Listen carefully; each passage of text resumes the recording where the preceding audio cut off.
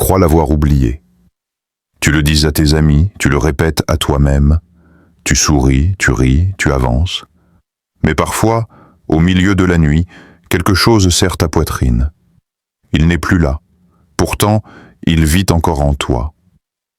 Ce n'est pas un souvenir ordinaire. C'est une sensation, une vibration, un fil invisible qui s'active sans prévenir. Ce lien-là ne vit plus dans la matière, mais dans l'énergie. Tu ne penses plus consciemment à lui, et pourtant, ton cœur réagit à des moments de sa vie que tu ne connais même pas. C'est cela qu'on appelle être énergétiquement lié à quelqu'un. C'est comme si ton âme avait laissé une porte entr'ouverte, un passage que l'autre peut emprunter à tout moment, même sans le vouloir. Tu ressens sa tristesse sans qu'il te parle. Tu rêves de lui sans explication logique. Tu es en train de faire ta vie et tout à coup, une image, une odeur, une chanson t'éjecte hors du présent. Ce n'est pas de la nostalgie. C'est une possession subtile. Imagine une femme, appelons-la Clara. Elle a quitté Thomas depuis 3 ans. Une relation intense, mais destructrice. Elle a déménagé, changé de travail, rencontré d'autres hommes. Et pourtant, chaque matin, elle pense brièvement à lui. Pas un souvenir précis, juste une pensée automatique, comme un programme qui tourne en arrière-plan. Elle ne comprend pas pourquoi elle rêve encore de lui. Pourquoi chaque fois qu'elle entend son prénom, même dans une série, son ventre se serre. Ce genre de lien ne se voit pas, ne se mesure pas. Mais il agit. Carl Jung l'aurait comparé à un fragment de ton âme resté coincé dans un autre corps. Il disait que nous sommes tous connectés à travers un inconscient collectif, et que parfois, une connexion devient une chaîne. Ces chaînes ne se brisent pas avec le temps. Elles se nourrissent de silence, de fantasmes, d'émotions refoulées. Elles tissent une toile autour de toi, te laissant croire que tu es libre, alors que tu es toujours accroché. Tu peux être en couple, tu peux paraître heureux, mais une part de ton énergie reste capturée ailleurs. Tu ressens de la fatigue émotionnelle sans savoir pourquoi, comme si une partie de ton âme était toujours occupée, toujours en veille. Tu es vivant, mais pas entier. Et ce qui est le plus déroutant, c'est que parfois, tu ne veux pas vraiment rompre ce lien. Il te fait mal, mais il te rappelle aussi que tu as été vivant. Tu refuses de te libérer totalement, car cette personne, même en son absence, te donne un sens, une direction, même fausse. C'est un peu comme garder la photo d'une ancienne maison qui a brûlé. Elle n'existe plus, mais tu la regardes encore, tous les soirs, en espérant sentir une chaleur familière. Ces chaînes invisibles ne sont pas forcément créées par l'amour. Elles naissent souvent de l'inachevé, du manque, de l'espoir non comblé. Ce n'est pas ce que vous avez vécu qui t'attache, c'est ce que tu n'as pas eu. Ce baiser que tu attendais, cette réponse jamais reçue, cette promesse jamais tenue. L'attente devient le lien. Et tant que tu attends, tu restes connecté. Jung aurait dit que ce n'est pas l'autre que tu refuses de lâcher, mais la version de toi que tu étais avec lui. Cette version qui croyait encore à quelque chose, même si ce n'était qu'un rêve. Alors tu refuses inconsciemment de fermer cette porte, parce que tu as peur que tout s'effondre, que plus rien ne fasse sens. Mais si tu lis ces lignes, c'est peut-être que ton âme est prête. Pas à oublier, mais à comprendre. Prête à se rassembler, à rapatrier cette énergie éparpillée, à se redéfinir hors de ce lien. Pas pour tourner la page, mais pour écrire un nouveau chapitre avec ta propre main. Tu ne l'aimais pas vraiment. Ce que tu aimais, c'était ce que tu voyais de toi en elle. Ce reflet. Cette lumière que tu croyais absente de ton propre cœur, mais que sa présence semblait te renvoyer. Tu te disais, elle est si forte, elle est libre, elle sait ce qu'elle veut, sans savoir que tu contemplais des parties de toi-même que tu n'avais jamais osé toucher. Ce que je vais te révéler ici, c'est que parfois, l'autre n'est qu'un miroir, Et si ce miroir est bien poli, bien orienté, il devient presque sacré. Tu crois aimer quelqu'un de spécial, d'unique, mais en vérité, tu es tombé amoureux de ce que cette personne réveille en toi, de la version de toi que tu ne savais même pas porter. Carl Jung appelait ça la projection.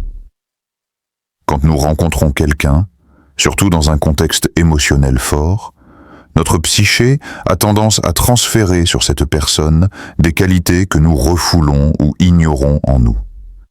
Elle devient la toile sur laquelle on peint notre propre incomplétude.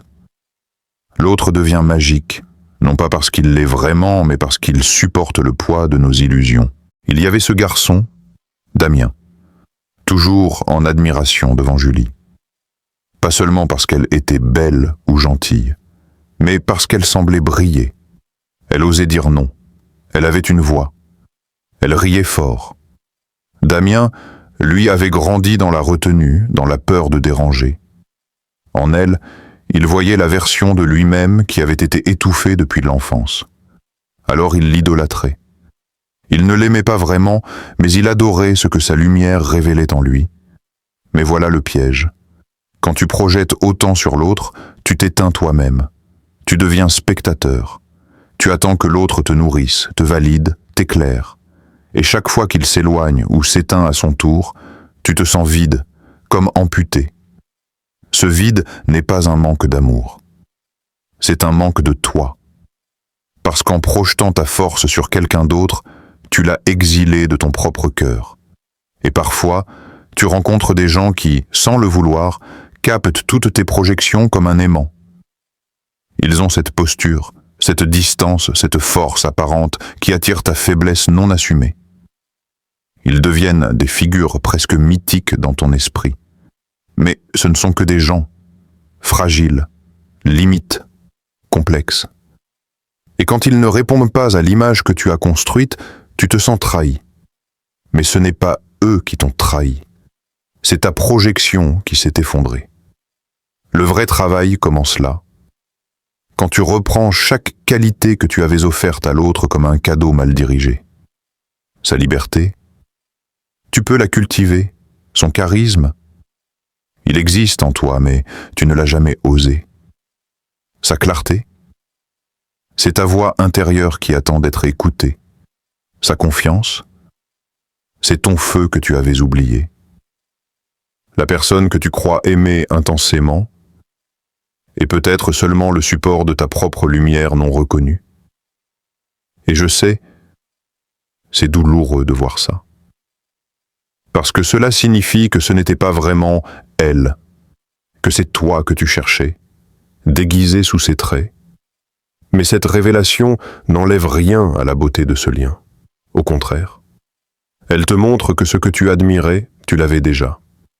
Que l'amour que tu portais à l'autre peut se transformer, non pas en regret, mais en direction. Ce jour-là, tu cesses d'être dépendant.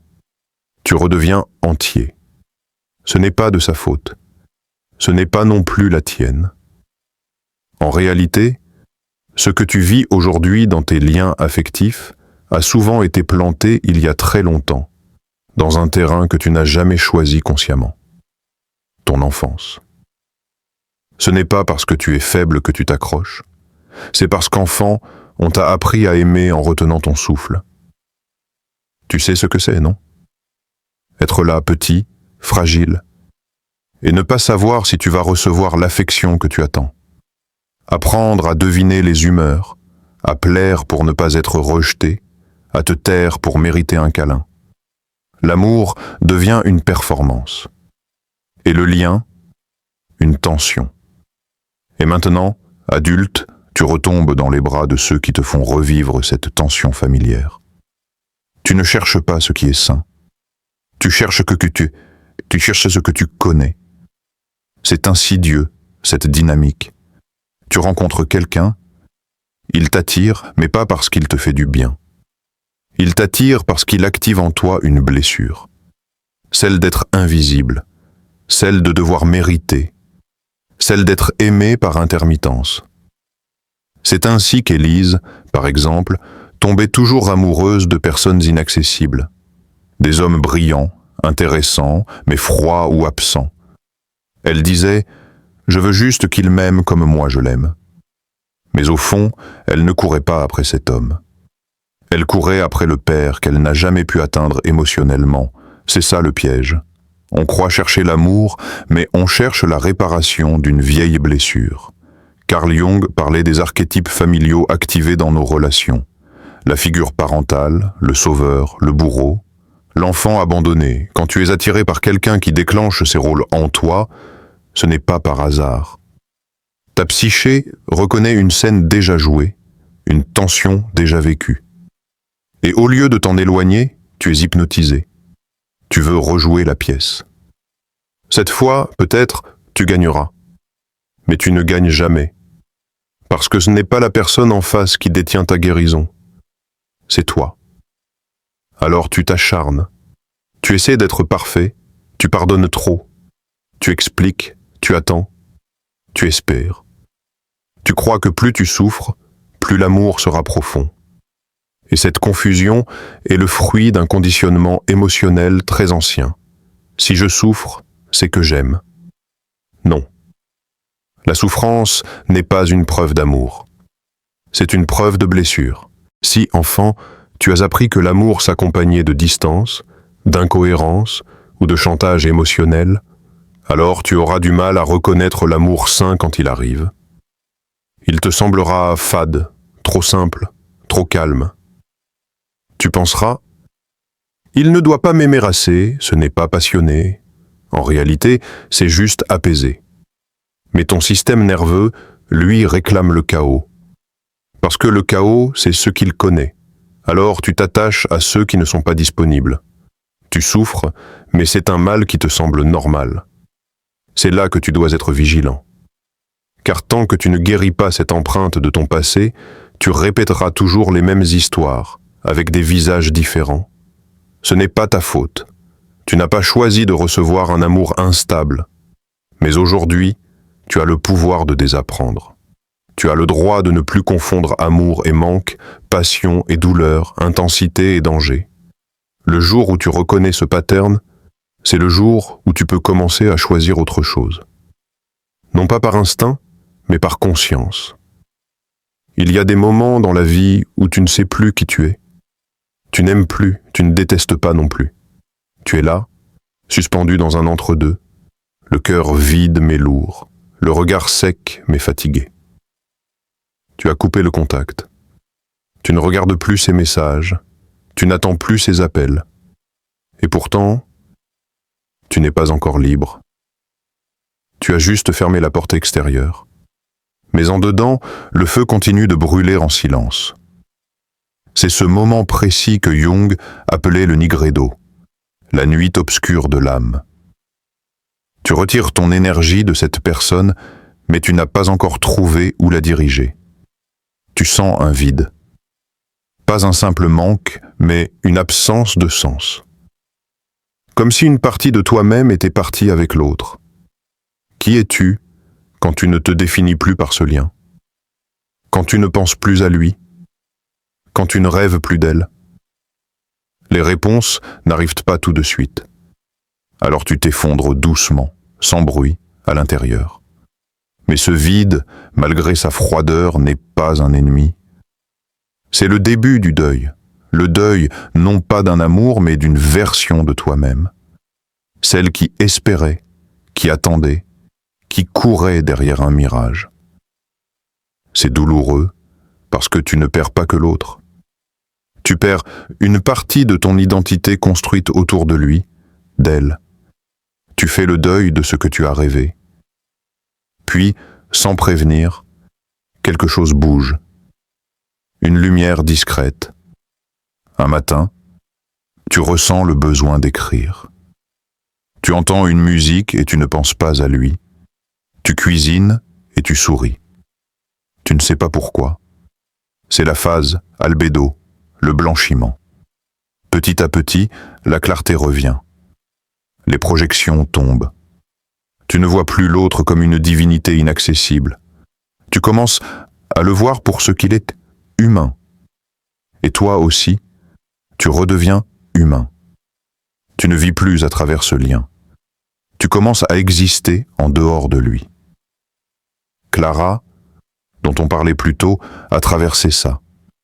Un jour, elle s'est assise dans un café, seule. Elle a pris un carnet et au lieu d'écrire sur lui, elle a écrit sur elle. Sur ses rêves d'enfant, sur sa colère, sur son envie de voyager. Et dans ce simple geste, elle a compris. Elle était en train de revenir à elle. Pas à l'ancienne Clara, mais à celle qu'elle n'avait jamais encore osé être. C'est là que la rubdo s'installe, la phase du rouge, de l'œuvre accomplie. Tu n'as pas seulement récupéré ton énergie, tu l'as transformée. Ce lien toxique est devenu l'or de ton éveil. Tu n'es plus obsédé, tu es créateur. Tu prends des décisions sans attendre qu'une autre personne te valide. Tu ne rêves plus de fusion, tu veux de l'authenticité. Tu ne vis plus dans l'attente, tu vis dans la création. Mais ne crois pas que ce chemin est linéaire. Il y aura des rechutes, des souvenirs piégés, des nuits de doute. Parfois ton esprit voudra revenir en arrière, reprendre contact, revoir ses photos. Ce sont les résidus du passé qui te testent. Ce n'est pas un échec. C'est une confirmation. Tu es en mouvement. À chaque fois que tu choisis de ne pas retomber dans l'obsession, tu récupères un morceau de toi. Tu ne combats pas contre lui ou elle. Tu libères ton esprit de sa propre cage. Et peu à peu, jour après jour, tu redeviens l'auteur de ton énergie. Il y a un jour où tu te réveilles et tu ne penses pas à lui, pas tout de suite. Tu bois ton café, tu ouvres la fenêtre, tu regardes la lumière du matin. Et ce n'est qu'après plusieurs heures que tu réalises. Aujourd'hui, son nom ne t'a pas traversé, pas une fois. Tu ne l'as pas appelé mentalement. Tu ne l'as pas cherché, tu étais simplement là, présent à toi-même. Voilà le premier signe. Ce n'est pas spectaculaire. Ce n'est pas une rupture dramatique ou un cri de délivrance. C'est discret, léger, silencieux, comme une plaie qui arrête de faire mal sans que tu saches quand exactement elle a commencé à cicatriser. Les pensées obsessionnelles s'effacent d'abord en fréquence, puis en intensité. Là où il y avait des scénarios inventés, des dialogues imaginaires, des souvenirs répétés en boucle, il y a maintenant de l'espace. Des moments où ton esprit vagabonde ailleurs. Tu recommences à rêver à toi, à demain, à autre chose. C'est ça, la vraie liberté qui revient. Et puis, il y a les rêves. Si cette personne hantait tes nuits, avec des scènes absurdes, des adieux jamais prononcés, des retrouvailles fantasmées, tu remarqueras qu'ils changent. Au début, ils deviennent moins fréquents. Puis, un jour, tu fais un rêve étrange. Cette personne s'en va. Elle s'éloigne. Elle ne te regarde plus. Ou bien, elle te sourit et elle disparaît. Ce sont les symboles de ton inconscient qui font le ménage. Ton esprit est en train de rendre ce lien à sa juste place. Une mémoire, pas un fil vivant. Et ton corps, lui aussi, te parle. Tu respires mieux, ton ventre se serre moins, tes épaules sont moins lourdes. Tu n'as plus cette tension invisible qui te suivait partout, ce poids dans la poitrine quand tu pensais à lui, à elle. Beaucoup de gens le décrivent comme une sensation physique. J'ai l'impression d'avoir récupéré de l'air, mon dos est plus léger, mon cœur est calme. Ce n'est pas imaginaire. L'énergie que tu retenais, que tu donnais inconsciemment à ce lien, est en train de revenir en toi. Il y a aussi ce changement dans ta relation à la solitude. Avant, être seul signifiait ressentir son absence. Maintenant, être seul signifie être avec toi. Ta propre compagnie devient un lieu de paix. Tu ne remplis plus tes journées pour fuir. Tu ne scrolles plus sans fin pour l'oublier. Tu te poses, tu lis, tu marches, tu respires. Tu es là, enfin, avec toi-même. Et puis, il y a quelque chose de subtil, mais fondamental. Tu n'es plus attiré par les mêmes types de personnes.